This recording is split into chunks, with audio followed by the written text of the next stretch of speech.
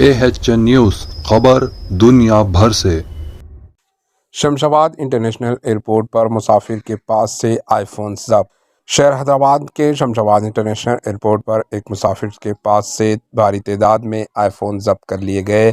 Hyderabad customs کے حاکم نے ٹورانٹو سے آنے والے ایک مسافر کو روکا اور شبے کی بنا پر اس کے سامان کی تلاش لی گئی۔ مسافر کے پاس سے 35 آئی فونز اور ایک اسمارٹ واچ سیمسنگ برآمد ہوئی ہے، جس کی کل مالیت 37,70,000 روپے بتائی گئی ہے۔ Bureau report AHN news.